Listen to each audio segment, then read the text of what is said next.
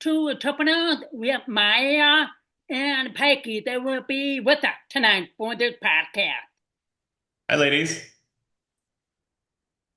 Uh, well, thank you for your flexibility and your time to come on to the Cast Chat podcast to talk about your book. Wait, no. I'm happy to. It's always Wait good to see on. your. You got a puppy or kitty or what? Yes, I have two of them. Just give me one moment. No worries.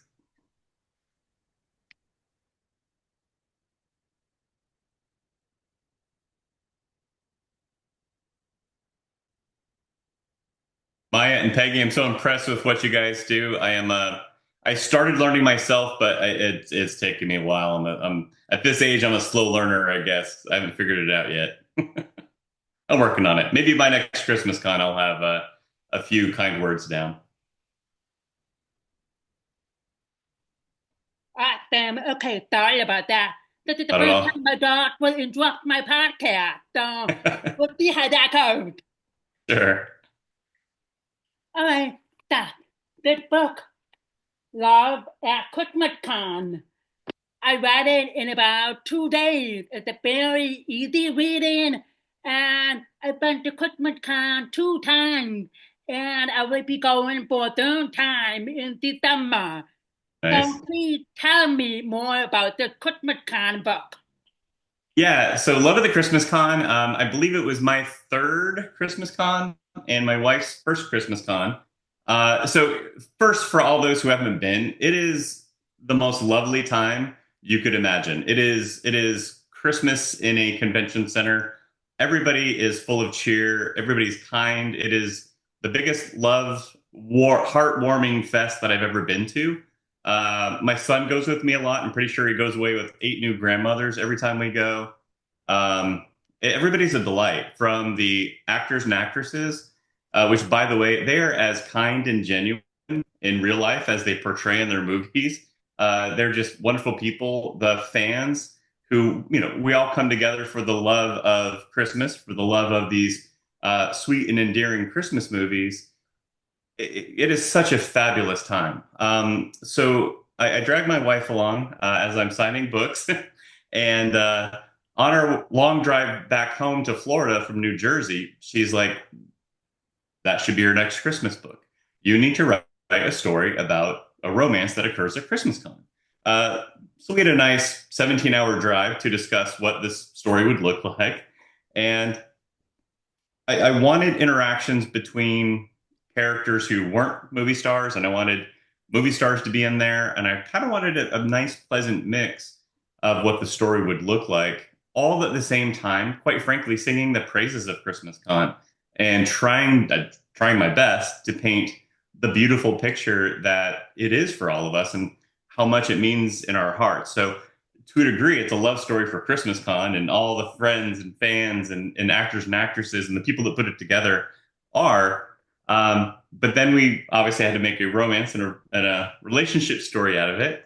So I thought it'd be fun. I think I think as fans go to cons, they're delighted to meet their stars, their favorite actors and actresses. Nobody expects lifelong relationships out of it, never mind a romance. It's silly, right? But I had to play around with that concept a little bit.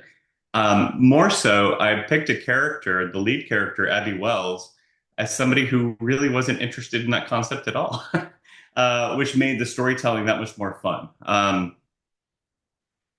So, Love at the Christmas Con features Abby Wells. So, Abby's mother started this fictional Christmas con, ran it for decades. Abby loved it as a child. Um, as she grew up, she kind of got away from it, got away from the whole lifestyle, and even had a few things in life that turned her almost a little bit against the acting crowd. And as her mom passes, it was her mom's wish that Abby take over Christmas Con. So Abby at least wants to give it 1 year before she just kind of lets it be a legacy. Uh, so Abby goes into it with a lot of conflict. One, it's bittersweet for her. She's still grieving the loss of her mother. She has all these memories come back of Christmas cons past when her mother was the one running it. Um, and Abby's not one for the spotlight. She likes being in the background. But here running Christmas Con, she keeps getting thrust into the forefront of this big spectacle. Gets getting on stage with the actors and actresses for whatever announcement or Christmas tree lighting or whatever the case may be, even though she tries to stick in the shadows. So it was a lot of fun to write of kind of an accidental heroine in this story as she has to put on Christmas Con. It's made a little bit worse for her as she's stuck helping out fallen actor Brett Walker, who needs to get in his audiences and the studio's good graces once more. So him volunteering at Christmas Con was his agent's idea to do that. And Brett shows up just wanting to be a movie star and want me to sign some stuff and smile in this corner. And Abby, with the way she looks at life, she's like, no, if you're here to volunteer, you're here to work. So Abby puts actor Brett Walker to work, and but what she didn't realize by doing that, that means she has to work side by side with Brett Walker throughout the course of Christmas Con, which wasn't really part of her plan either. What definitely wasn't part of her plan was allowing a romantic relationship to develop between the two. Definitely. I mean, I really enjoyed reading the book because when I was reading the book, I was able to relive my memories as the volunteer for the first year 2 years ago, Christmas Con, and this past December I should run as the VIP guy. And I was able to explore both perspectives as the volunteer and then as the guest. Because when I came back to Christmas Con this December, I thought my volunteer friends, they're like, oh, you're back. Are you here at the volunteer? I'm like, nope, I'm here to enjoy myself and to connect with all my friends and all my delivery friends that I connected with the previous year and at a different event, which is not Christmas Con. So I really liked how the story worked out, like not including romance right away, and it gives a little bit of a different perspective because I never really thought an actor or an actress would actually work or volunteer at that event. Like in some movies, the actor or actress or celebrity in a movie, they get in trouble with, I don't know, a speeding ticket or damaging property when they were going into the city and they have to do community service, some kind of stuff to redeem themselves as an actor in the world's eye. So I was thinking about that kind of plot with your book. That was like, oh, that's pretty interesting. We should have an actor or an actress to be a volunteer and help out at Christmas Con because that gives them a different perspective of what volunteers do at the event and how they make it memorable, worthy, fun, meaningful. And on the other side, with the celebrities, their perspective of making bands happy and connecting with bands because of their movies, their personality, their purpose for doing conventions or movies. So it was a really good read. Thank you. It's just like you, as you were reading it, I got to relive Christmas Con a bit as I was writing it. To be fair, obviously, as you read the story, I created my own little things that go on at a Christmas Con like this. I get to put my own creative hat on and come up with some new ways for the stars and the fans to interact and have some fun together. Um, but you're 100% correct. It's kind of rekindling all those memories as we get to experience it, but also getting able to experience Christmas Con from different perspectives, whether it's from the staff and crew that are putting it together, from fans, from vendors to the celebrities themselves. And I mean, I think about that all the time. They have long days and they have smiles on their faces the entire time. Now, to be fair, so do most of us, right? It's just such a wonderful event. It's hard not to be happy, not to be cheerful, and to just want to share that cheer. One of my favorite memories, and my son's too, actually. To be fair, he's not a big Hallmark guy. I am. But when we went to Christmas Con Kansas City, when the convention center was right next to the hotel. So we're at the convention center all day long, from sun up to sundown. And then we leave the convention center, everybody goes across the walkway, and then we're all hanging out in the hotel lobby. It was just so heartwarming. And so it's just a bunch of nice people enjoying time, getting into the Christmas spirit, and swapping stories of times they met a celebrity or talked to her, or just how the movies and stories affect their lives. I mean, that's the most heartwarming thing about being a writer, and I'm sure that goes into producing movies, is getting Definitely. feedback from when those stories actually help somebody, help them get over a hard time in their lives, help them rekindle a spirit that they thought they had lost. And those things are so rewarding. So I think it's kind of what it's certainly one of the reasons why I do what I do, and I'm sure to a degree, and I've heard it from some of the stars. They that's a big part of why they do what they do as well, and they love it. They genuinely love meeting the people that love their movies and love their work. I was blessed with this story to have two Hallmark and Great American actresses in as cameos in Love at the Christmas Con. So Jen Lilly, who what a doll, working with her on her Christmas is Not Canceled project for foster children. What a heart, and everybody who worked on that campaign, so big-hearted and kind. So she was kind enough to allow me to portray her in the story, and then so was Erin Cahill. So Erin Cahill, and I've had some fun interactions at Christmas cons. Um, when I write a story, I usually think of somebody for my characters for me to keep in mind, so that as I'm writing, I keep their mannerisms and how they talk and their gestures and all that consistent in the story. So one of my books, actually, The Christmas Cafe, had Erin Cahill in mind. And when I told her that at Christmas Con, she was tickled. So when I wrote this story and I reached out to her and her management team asking if she would be okay being a cameo, she was all in. So hopefully, maybe she turns that into a movie one of these days. But it, it was really fun being able to have them collaborate with me and agree to be part of the story. Because it's a story about fans and celebrities. Why not have a few actual celebrities in the mix?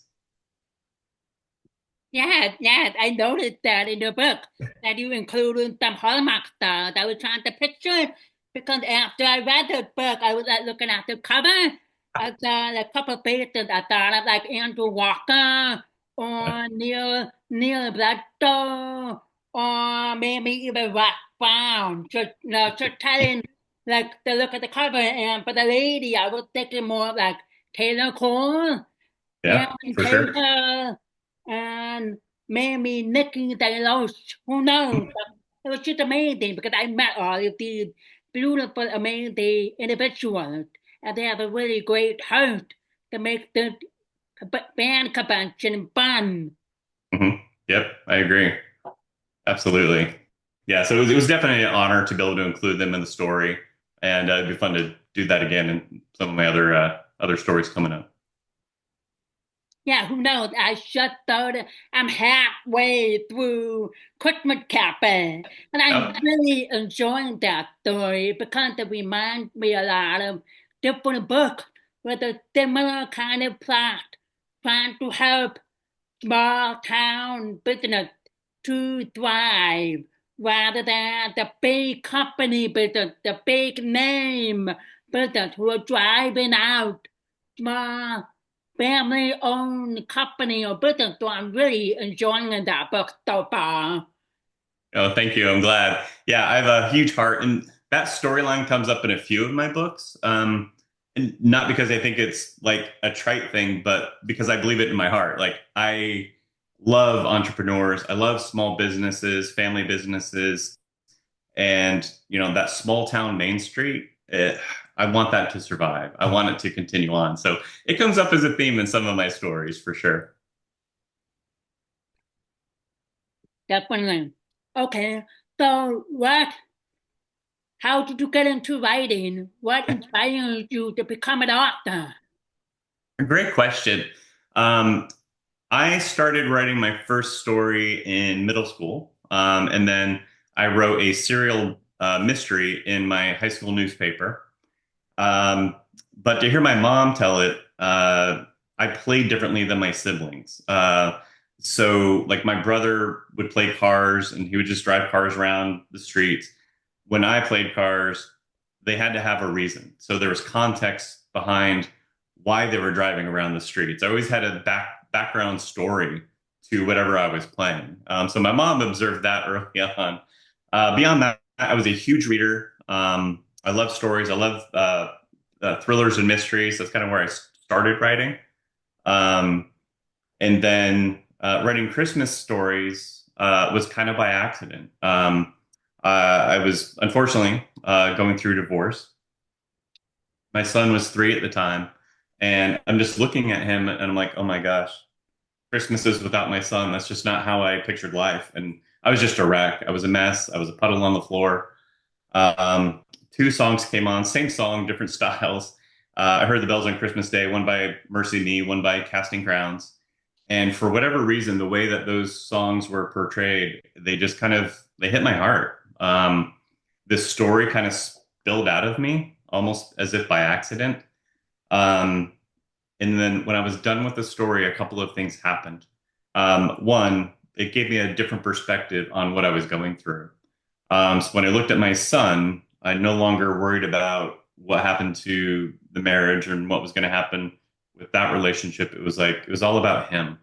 Um, and for me, it was very healing and it was cathartic, and it gave me a better direction to move forward at that point in time. In fact, I think it was instrumental in um, retaining a positive relationship with my son's mother. In fact, so much so that we're friends. We've done family things together, and she's even illustrated some of my children's books. So I honestly don't know if those things would have happened if that story hadn't come out of me, and I just have to give it like God speak. I don't have any other explanation for it. However, the book did fairly well. I enjoyed writing it. Um, so I decided that once a year, as I like to put it, I put bad guys and dead bodies on hold for my murder mysteries, and I write something sweet. So writing Christmas stories have become a part of my annual life and retreat, and it's super rewarding to do so. So yeah, it's been a blast. I love it. Quite honestly, I think I get better at it. Uh, but I was a huge Hallmark movies fan, and also now Great American, and it's just because they're sweet, they're clean, they're all made with heart, and they're made with the I think true spirit of the season, which is love and family and friendship and giving. Because I think that's a consistent thread through all of those stories, and hopefully through my Christmas stories as well. Yeah, yeah, definitely. I am myself a writer too in practice. I've written two different children's books, and Nice. they're almost kind of completely edited. I just need to look for like an illustrator. So that Yep. kind of like on hold, but I will get it done.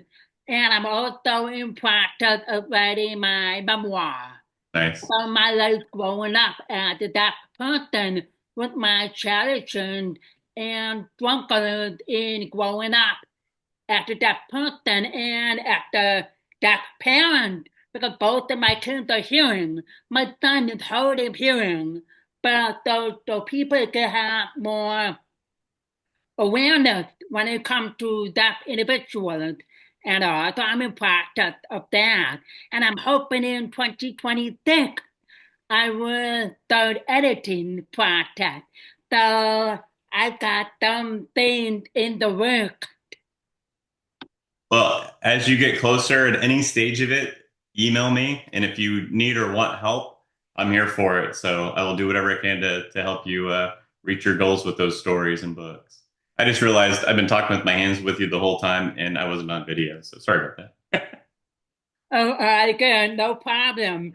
I tried to stop by your booth that past the summer, but once I got in there, I was pretty poor. Left, right, north, Yeah. south, northeast, direction. But I saw the booth. I'm like, okay, I'm gonna make it happen somehow, someday.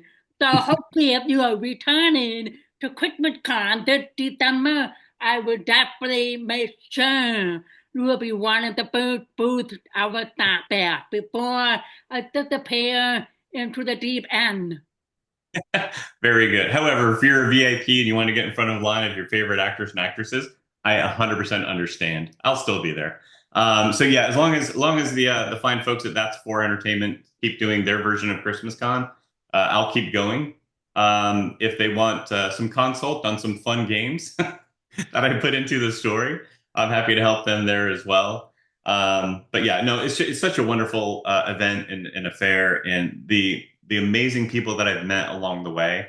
I mean, it's to go to a convention that's about movies and to have hugs and tears and smiles and genuine friendships that come out of it is it's just unbelievable. Yes. What kind of what is your writing practice like? Like how to do like once you have an idea in your hand and have an idea on paper, how do you proceed from there to like get into it, keep going until you kind of like slow down, take a break from it? I mean, tell me about your writing process for Christmas Con book or any other book you have written. Yeah, absolutely. So, Christmas books, I kind of put some pressure on myself because I kind of give myself from November 1st until hopefully by February, and I want the first draft done, which is a fairly short period of time to get a book done. But for me, I get up several hours before the rest of the family, so I make use of that time as best as I can. I get a cup of coffee, I get my laptop out, headphones on, and I start writing. One of the keys for me process, I usually come up with a story idea, a topic, some story idea that I want to get out there, and then I'll start crafting the characters. Once I do that, the next thing I do is I build a music playlist because I find listening to certain types of music as I'm writing helps tremendously. So I'll listen to music that I make specific for the story and for the book. Sometimes within portions of the book, I'll have different playlists. Like if there's the budding romance, or if there's a sad scene or an upbeat scene, I'll have different music to fit the mood. Just helps my brain get into the mood. So I'll do that, and then I'm an outliner. I There was one book I didn't outline. It was the second book I ever wrote, and it was maybe some of the prettiest writing that I did, but it wasn't linear. It kind of floated in directions I didn't expect.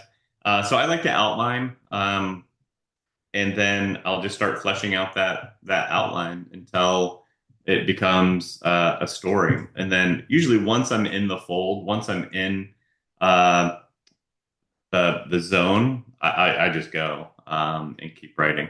So I'm on a clip of about 3 books a year, which is pretty fast for an author.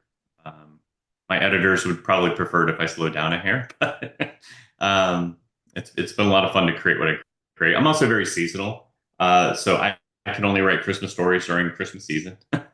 I like to write my beach house mysteries somewhere in spring, early summer, just because I'm embraced in it. I'm feeling that vibe, so it helps me convey that better to my readers as I'm writing it. So I try to write seasonally as well.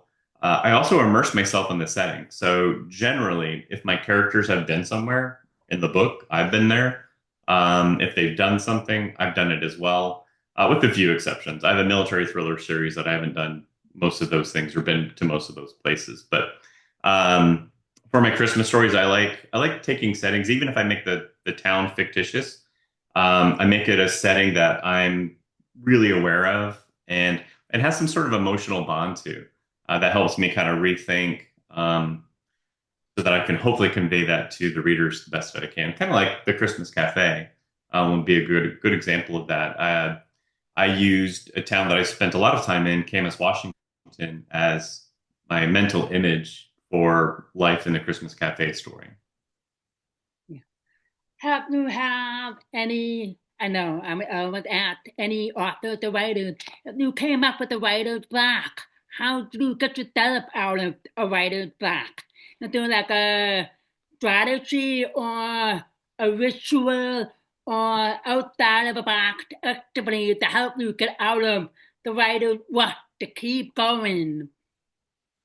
Yeah, there's a few things. Sometimes you just can't, and you got to move on. So if I'm not in the vibe, and if I don't have that feeling, and I won't write because it's not going to be good for the readers.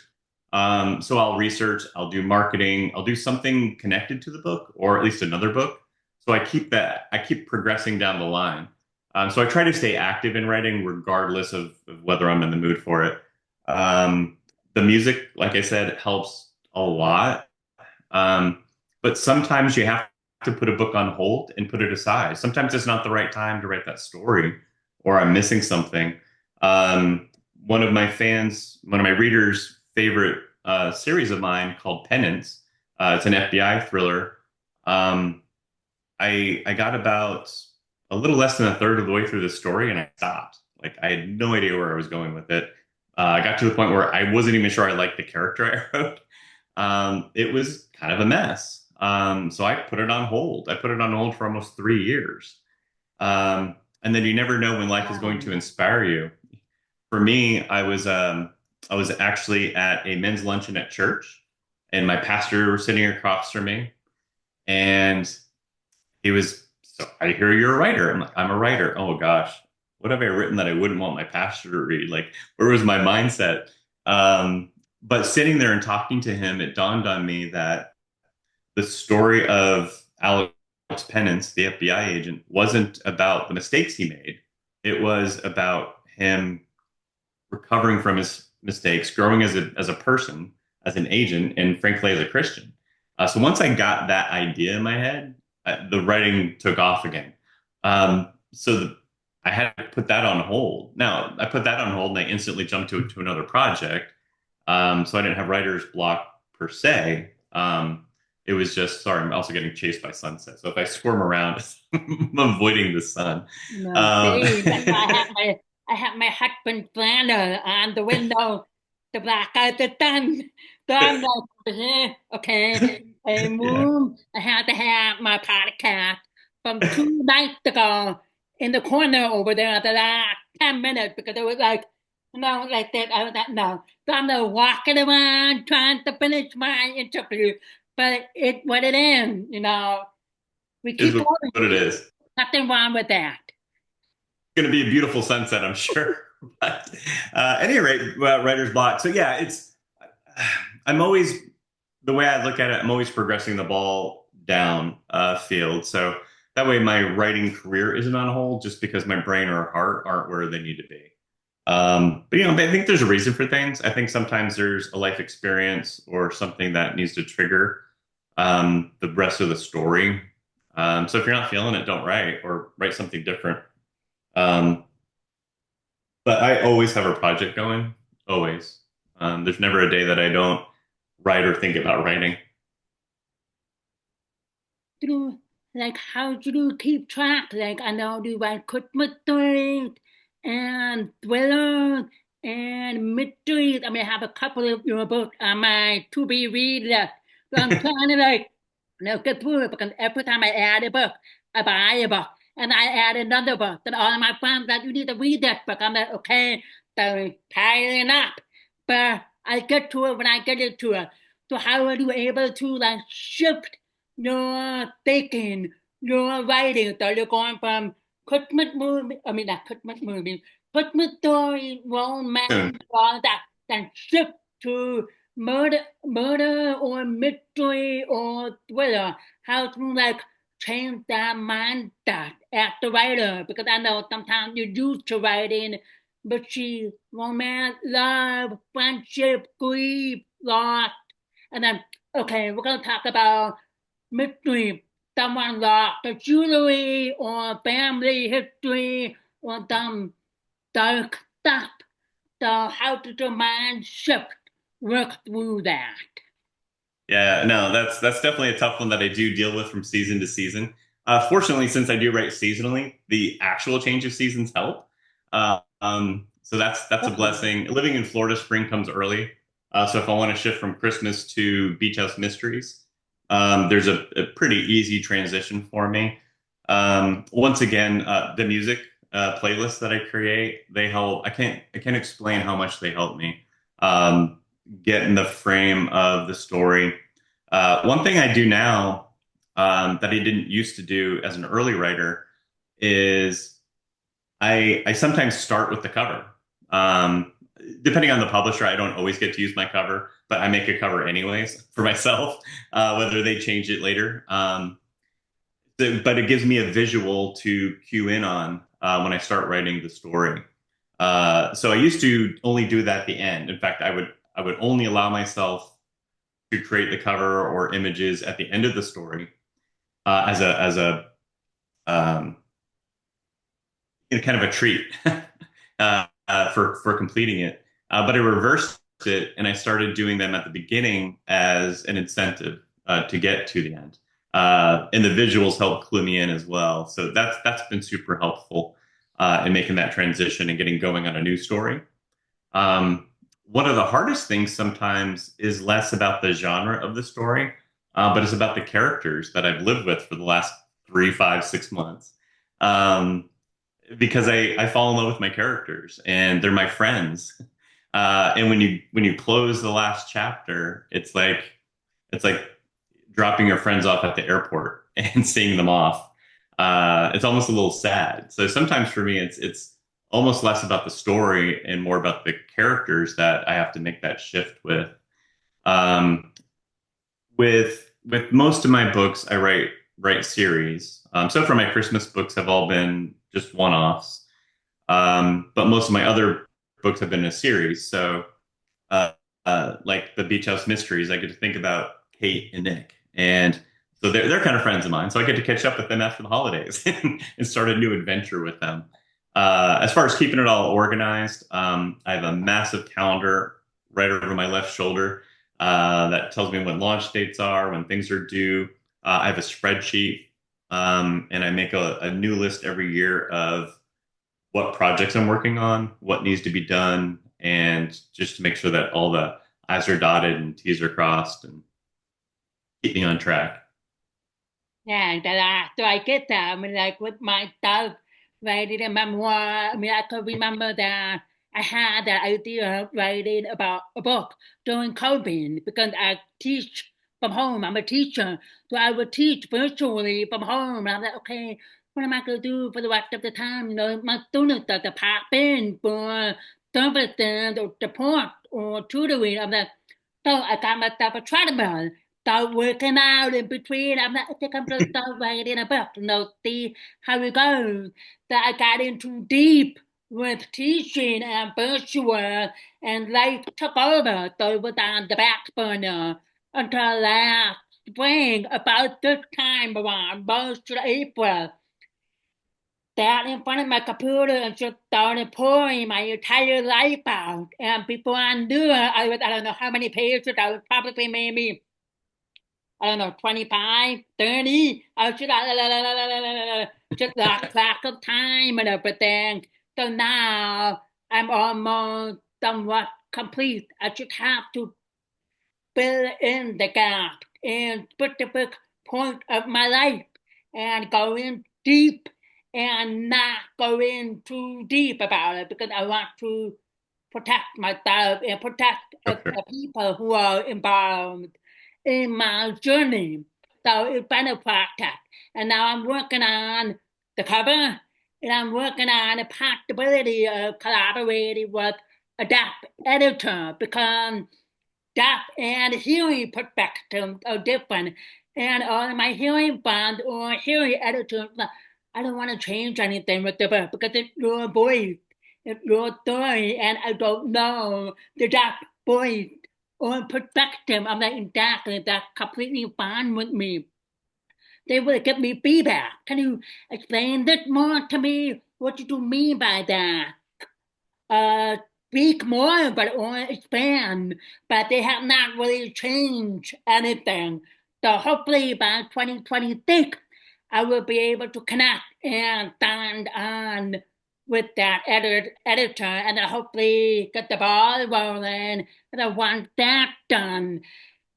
I could go back to my two children's books and try to find someone who could draw or can have visualize what kind of illustration I want for my two books. And one Yes. of the book is the family tradition, it's a family story being passed down from my late grandma. And I want to be able to have it in material, hard stuff that hard for my kin, their kin, and they pass it on. So writing is very therapeutic and it's an escape because once I start getting all my stuff and I feel more light. I feel like, okay, I got that out there. I'm feeling better. I'm feeling positive. Like everything I've gone through in life and out there, and I'm ready to carry on. I love that. I love a lot of the things that you kind of wove into that. The fact that your editors don't want to change your voice is so smart. But by the same token, they're teasing out little things because as we write, for me, it's a movie in my head. How well can I translate that movie in my head to the readers so that they get the same movie in their head, or at least something very similar, I would hope. um, but I work with a lot of good editors. In fact, most of my editors are former Hallmark Publishing editors over the last 4 or 5 years. So they've been great to work with. They're super sweet. They understand where my heart and mind come from when it comes to making the books and making them better. What I also love about them is they're so encouraging. I've worked with editors that are a little more point blank and just focused on the text and missing the heart of it.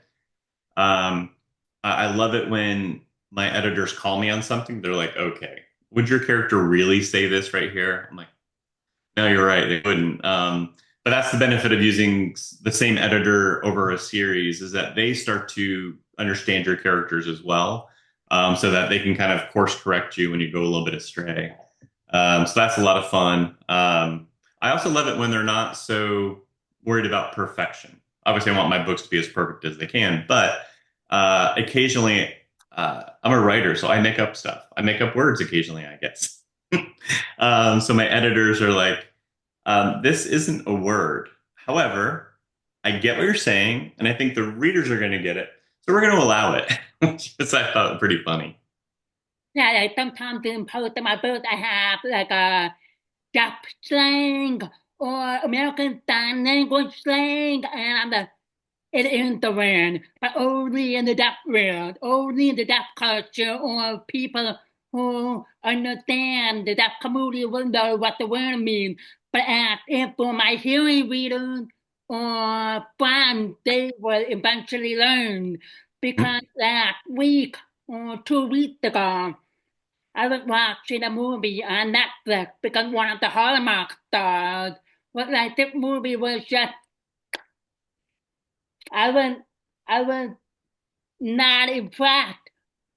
I was like, really? I've seen the preview that I'm like, it could be a good one, or it could be like, So I was like, fine, I'll go ahead and watch it. So I watched it, I was like, hmm, okay. And all I thought was 258. And my friends are like, what?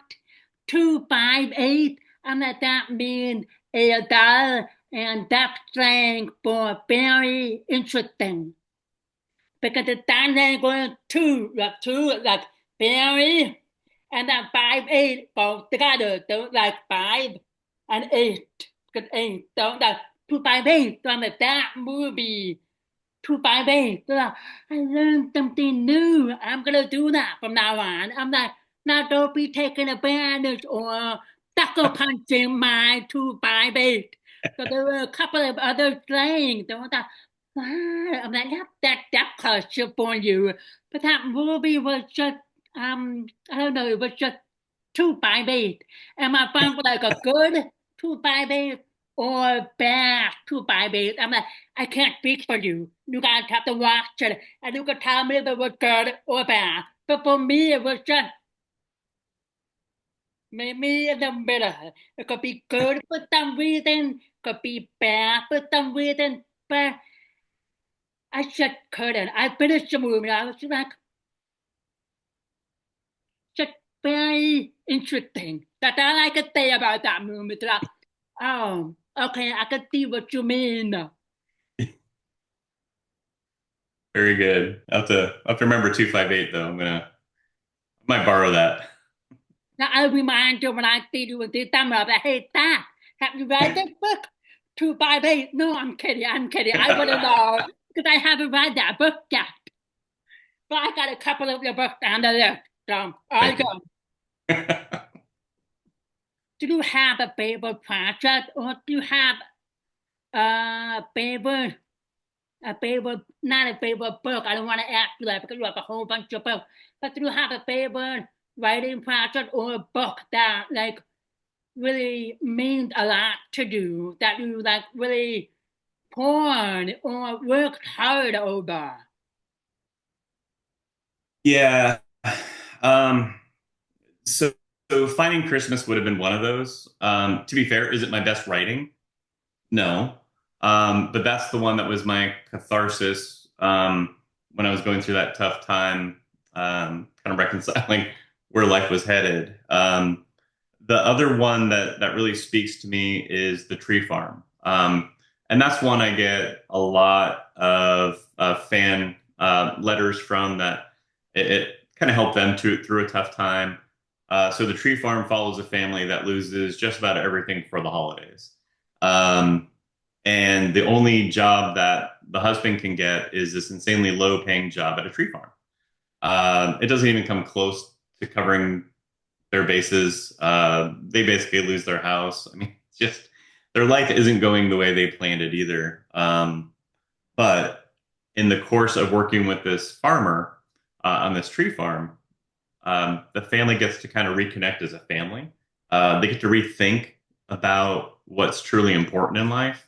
Because in the beginning of the story, it's kids going through like the toy catalog and, oh, I want this toy and that toy, and the husband and wife talking about what vacation they want to do that year. And then when things fall apart, it's a total reset. But the reset's not always a bad thing. Sometimes you need a storm to wash everything away so that you see things in a much clearer, quite frankly, sunnier perspective. And that's the way it was in my life a couple times. There were times when I had a big corporate job and I made great money, but I wasn't always happy. Then I went off to be an entrepreneur, and there were days where I barely had change in my pocket to put gas in the car to go to a meeting. And I would run into people from my old corporate life, and they're like, "You just look so happy." I was dirt poor, but they were right. I was happier. And the tree farm kind of connects with some of those messages of living life for what it's supposed to be lived for, not chasing the dollar, not chasing the nicer car or the next house or whatever. It's about family and friendship and love, and the fun part is as this family is going through what they're going through personally, they get to kind of help share that with the town. And the town gets to kind of rethink life as well. And they're not the only ones going through this because it was a whole company that shut down. But it was a lot of that was a very sweet, fun story to write. That's good. I mean, I'm looking forward to read more of the work and to see the whole shift or anything because I have to give all of the kudos to all of the authors out there who are able to, okay, write different genres or different writing. Some they could be good at one genre, other could be okay, need the more work or need to build up more. And some no, that book and no, do not finish or cannot finish because I've been reading a lot of books through the year because I have time and it gives me time to wind down or whatever. They were like maybe I would say every year two or three they're not finished book. But the rest of them I will read or be like, I'm almost done. I need to finish reading it. And then I will just gather some of my thoughts. But I try to be nice and honored in a polite way of why I love this book and why this book is, yeah, it's okay, why this book but if you're this kind of person you will like it, but definitely not for me, but I'm open to any kind of book as long as recommended or editor's pick or bestseller or a book from a small publishing company because I want to support them. So yeah, I've had a fair share of books the past 5, 6 years. I have three bookshelves, and I think I need another one. Never have enough bookshelves, but no, I get that, and I think a few things happen in writing, especially when writers are young and starting out. I think for the most part, it's passionate writing.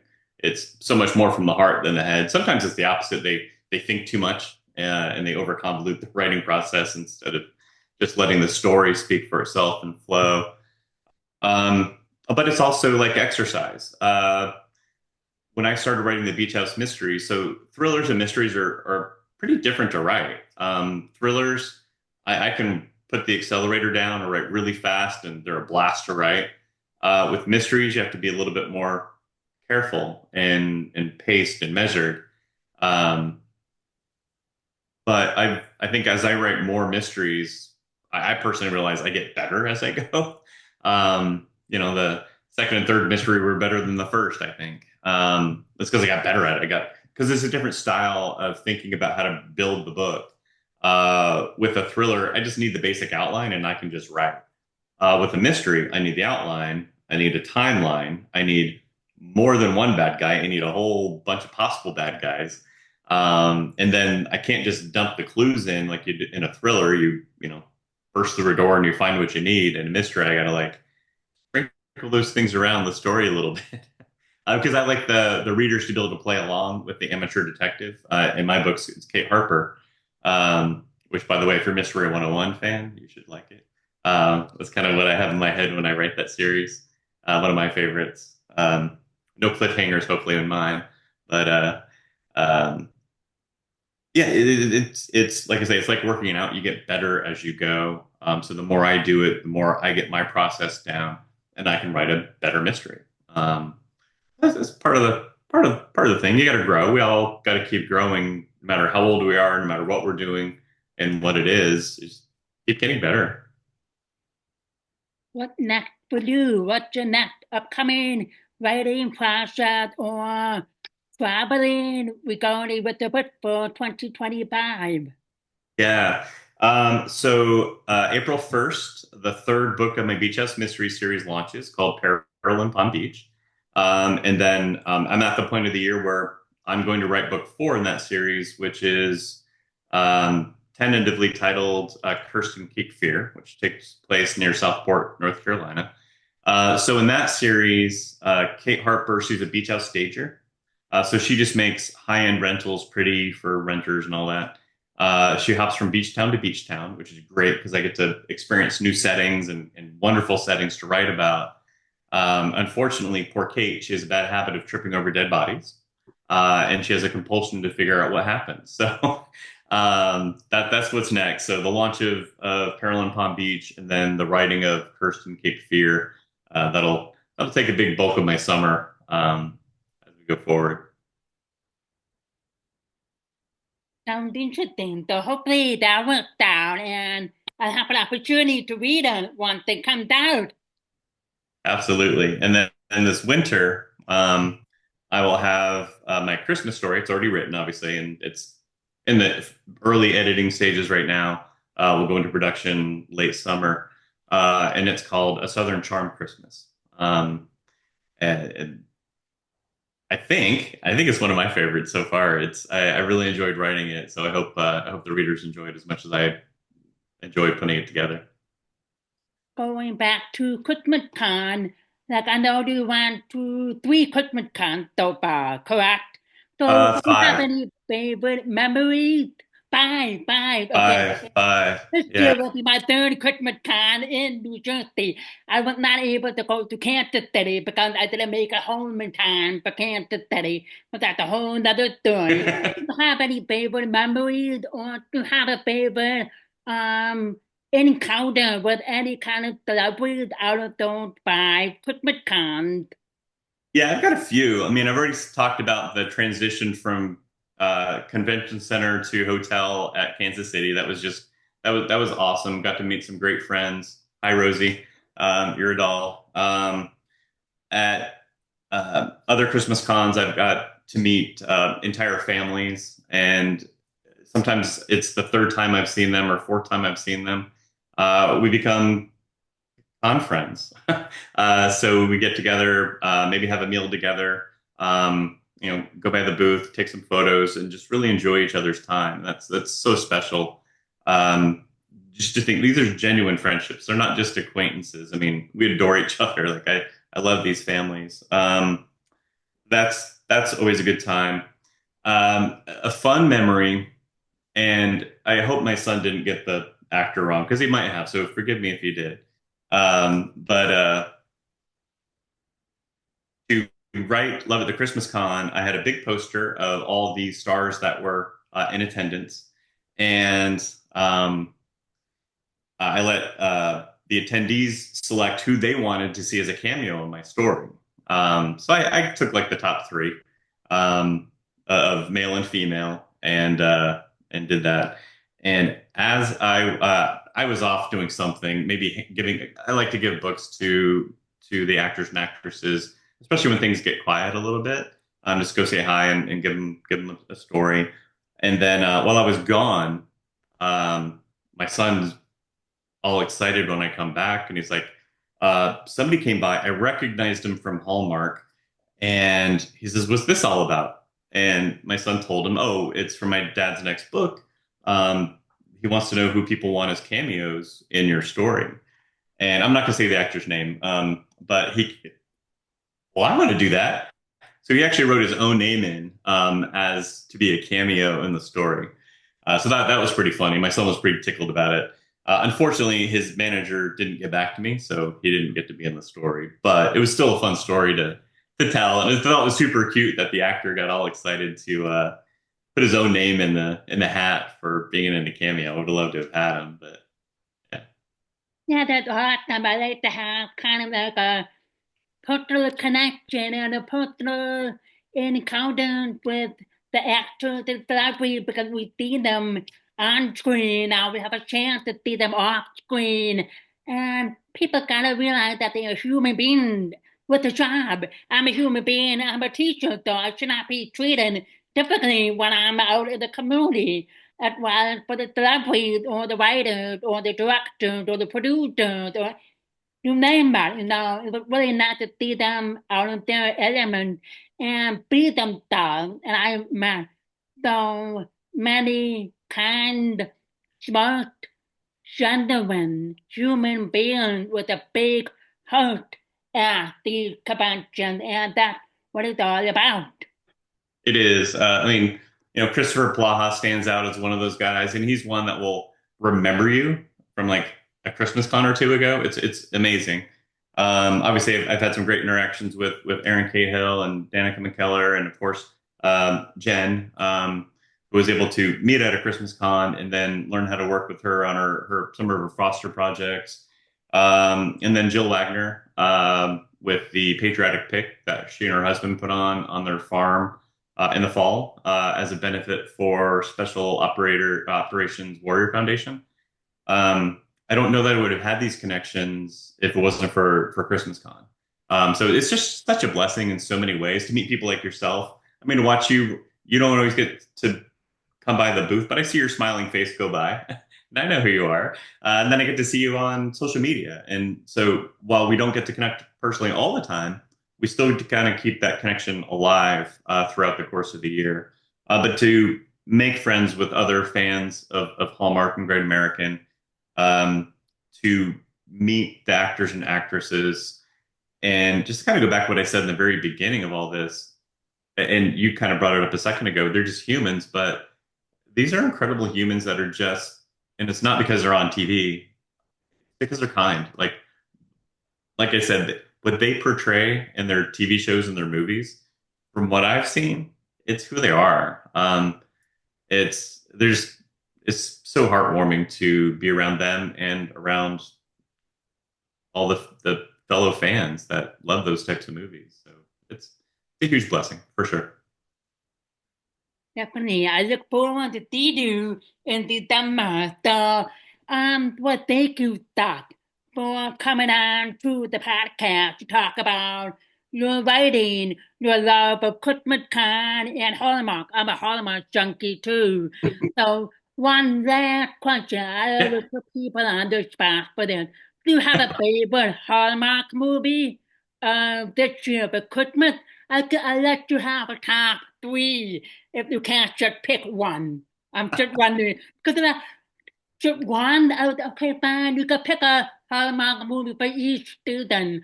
Fall into Summerland, Spring, Falling in Love, or Countdown to Christmas. You have a top favorite or three? I'll give a couple of examples, and two are going to stray away from Hallmark, but they're kind of what got me into Hallmark. So the true Hallmark was Mystery 101 for me is I loved it. One, Jill does a phenomenal job, and she's one of those actresses when you watch her act, like I believe her. I believe her character on screen. So she and Christopher Plod did a great job in that. All the supporting cast and the writing and the production. It's to this day my favorite from Hallmark.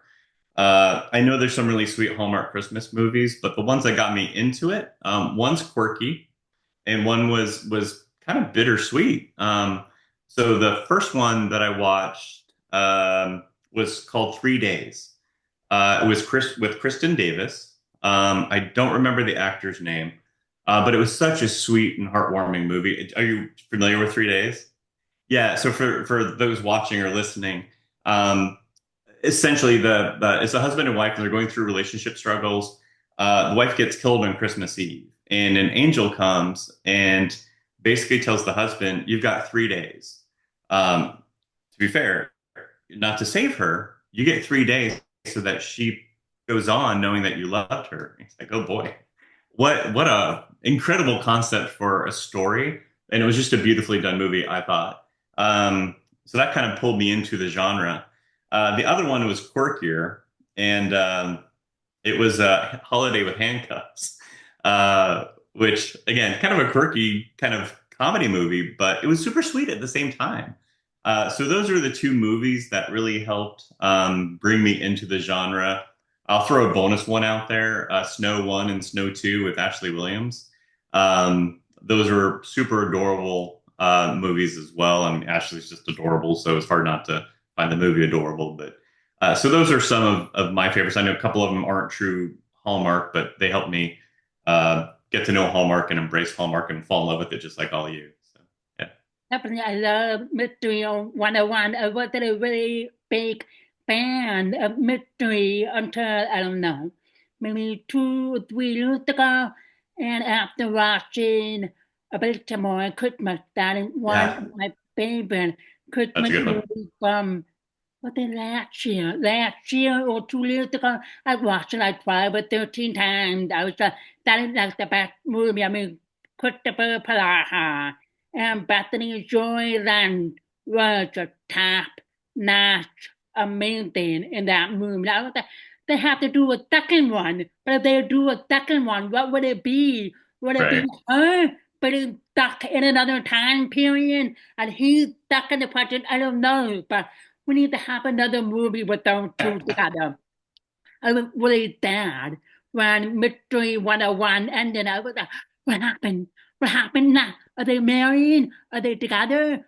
Or are they not together? I was like, you can't do that to me. Let me binge those movies and just, oh, they canceled that. I'm like, why do Yeah. you cancel it? I mean, I could give you a couple of movies or a couple of series to cancel instead of Mystery 101. But that's okay. I got over my heartbreak and I'm okay, you know? That's all right. We don't have to be over it yet. We can still be a little hurt by it. It's all good. Exactly. Okay, Dad, I'd like to give my gut an opportunity at the end of the podcast. If you have any additional comments you want to say to the viewers out there, or if you have any questions about myself, feel free. Oh, well, thank you so much. No, it was such a blessing to be on here. Like I said, I've kind of gotten to know you over the last couple of years of visiting at Christmas Con and then from Christmas Con, finding you on social media and following your adventures and your interviews there. You've had some amazing guests on your show. I mean, take my breath away, sit downs that you've had. So what a blessing that is. And say thank you to Maya and Peggy for you guys over there in the corner doing a wonderful job tonight. One of these days I'll learn what you're saying. That'll be my job. It's my own to-do list item. Hopefully by Christmas con. So you can put me to the test. It's always better if you have somebody hold you accountable. So you can combine if I need to be able to at least say a few nice words with through ASL. Definitely, it's a pleasure to have you to come on the podcast. And I really appreciate the comment. And like you said, yeah, I've had some amazing interviews and amazing guests. And every single podcast interview, I was just like, after I end every podcast, I feel more inspired and more grateful because I'm able to like branch out or reach out to different people, different talents, because it's not just about actors and actresses, it's also about directors, also about script writers, also about costume designers, and I have read so many books that I reached out to a couple of authors. I was like, oh my God, I have an author. Oh, okay. So I have them on my podcast and I should like pick on everybody's brain because of their talent, whether they're behind the camera or front of the camera or making the magic. Same thing with writers and authors with their book coming to life of a movie or not a movie. But I should try to like give everybody pretty much an opportunity to come on the podcast. It's just not all about Hallmark.